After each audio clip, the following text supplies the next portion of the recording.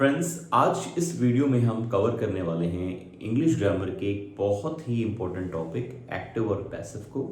आइए बिना देरी किए जल्दी से वीडियो को शुरू कर लेते हैं। देखिए, इंग्लिश ग्रामर एक बहुत वास्ट सिलेबस है जिसमें कुछ टॉपिक बहुत ही इंपॉर्टेंट हैं। उसमें से एक टॉपिक है, जी हाँ, इंग्लिश ग्रामर में एक्टिव पैसिव अपने ही लिए नहीं बाकी और अदर टॉपिक्स के लिए भी काफ़ी इंपॉर्टेंट हो जाता है। जैसे कि एक्टिव एंड पैसिव में टेंसेस बहुत ज़्यादा इंपॉर्टेंट हो जाते हैं। उसके बाद अलग सब टॉपिक्स हैं, मॉडल वर्ब्स, इन्फिनिटिव्स, इम्पेरेटिव्स, है ना, और सब्जेक्ट ऑब्जेक्ट, पर्सनल प्रोनाउन, इन सभी चीज़ों को मिलाकर ही किसी बच्चे को पैसिव वॉइस आता है। तो अगर आपको एक्टिव पैसिव सीखने में प्रॉब्लम हो सकती है, ऐसा लगता है, तो आपको चाहिए कि आप पहले टेंसेस ज़रूर कवर कर लें। उसके बाद भी अगर आपको कोई प्रॉब्लम हो तो इस वीडियो को ज़रूर देखें ताकि हर एक चीज़ें आपको ईजिली समझ में आ जाए। सो आइए जल्दी से शुरू कर लेते हैं। बात करें एक्टिव एंड पैसिव वॉइस की, तो स्टार्ट करते हैं एक्टिव वॉइस और पैसिव वॉइस की डेफिनेशन के साथ। आइए समझते हैं एक्टिव और पैसिव क्या होता है। Active voice is when, active voice कब होता है? जब the subject of a sentence का एक सब्जेक्ट परफॉर्म करता है द एक्शन, जो एक्शन हो रहा होता है, जिसमें जो वर्ब एक्शन कर रही होती है, making the sentence direct and clear. मतलब जब एक्टिव वॉइस तभी होगा उसका सब्जेक्ट कोई एक्शन करता है और उसका मीनिंग डायरेक्ट निकलता है और क्लियर निकलता है। मतलब पूरा डिपेंडेंसी उसके ऑब्जेक्ट के होने की या उसके एक्शन के होने की सब्जेक्ट के नेचर पर डिपेंड करता है। उसको हम एक्टिव वॉइस कहते हैं। इट मीन्स कि हम उसको शॉर्ट में कुछ यूं लिख सकते हैं कि जब जब सब्जेक्ट वर्क करता है या वर्क्स करता है ना, तो हम उसे क्या कह सकते हैं? एक्टिव वॉइस कह सकते हैं। एग्जाम्पल के तौर पर जैसे कि लिखा है Seema writes a letter. Alright, Seema writes a letter. यहां पर लिखने का काम कौन कर रहा है? कौन कर रहा है? सीमा कर रही है। ऑलराइट, तो इसका मतलब ये हुआ कि डायरेक्ट सीमा यानी कि सब्जेक्ट इन्वॉल्व हुआ है, तो सीमा बन गई आपका सब्जेक्ट यानी कि एक्टिव वॉइस। क्लियर? ये पूरा सेंटेंस एक्टिव वॉइस का हो गया। अब ये बात कर लेते हैं पैसिव वॉइस के बारे में। पैसिव वॉइस क्या है?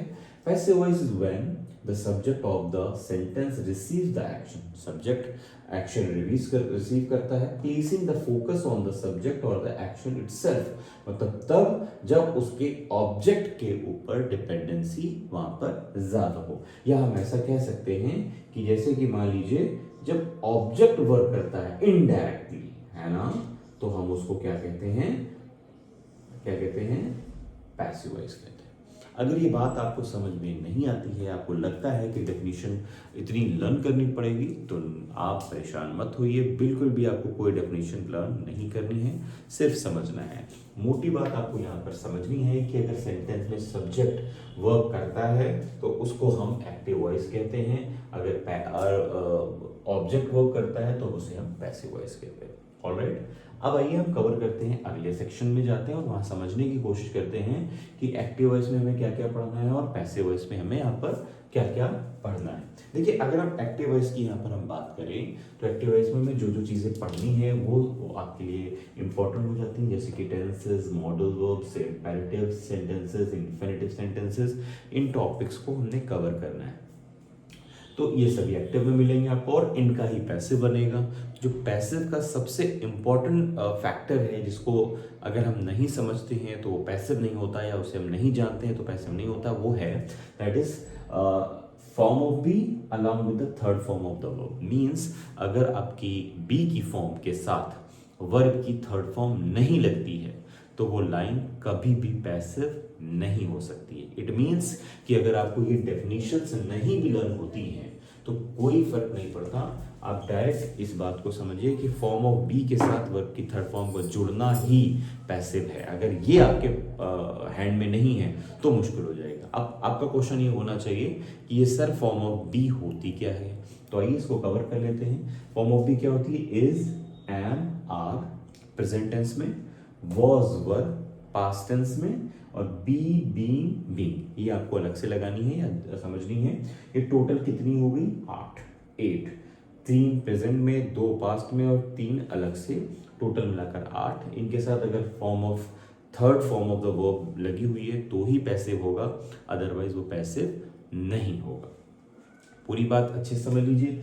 सिर्फ खाली बी की फॉर्म नहीं देखनी है, आपको थर्ड फॉर्म भी देखनी है। आपको सिर्फ थर्ड फॉर्म नहीं देखनी है, बी की भी फॉर्म देखनी है। अगर ऐसा आप नहीं करते हैं तो आपका आंसर रॉन्ग हो सकता है। ऑलराइट, क्लियर हो गया है। अब यहाँ पर हमको चीजें समझनी है, कौन कौन से टाइप की एक्सरसाइज यहाँ आपसे पूछी जाने वाली है। तो आइए देखते हैं कौन कौन सी एक्सरसाइज पूछी जा सकती हैं। जैसे आपसे पूछी जा सकती है आइडेंटिफिकेशन, बताइए एक्टिव है या पैसिव। पूछी जा सकती है एक्टिव को पैसिव में कन्वर्ट करना और पैसिव से एक्टिव को कन्वर्ट करना, और कॉमन एरर मतलब गलती पहचानना, और FIB यानी कि फिल इन द ब्लैंक्स। इस तरह के कुछ कॉमन सेंटेंसेस आपसे पूछे जा सकते हैं, प्रैक्टिस करवाई जा सकती है। तो हम लोग क्या करने वाले हैं, एक एक टॉपिक को कवर करेंगे। सबसे पहले कवर करेंगे आइडेंटिफिकेशन को, फिर पढ़ेंगे एक्टिव से पैसिव को, फिर पढ़ेंगे पैसिव से एक्टिव को, या दोनों साथ में पढ़ लेंगे।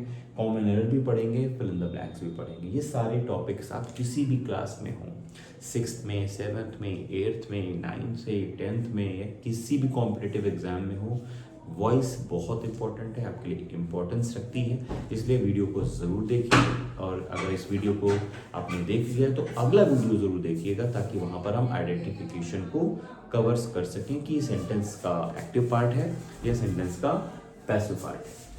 ज़रूर देखिएगा अगला वीडियो, जहाँ आपको समझना है कि एक्टिव है या पैसिव है।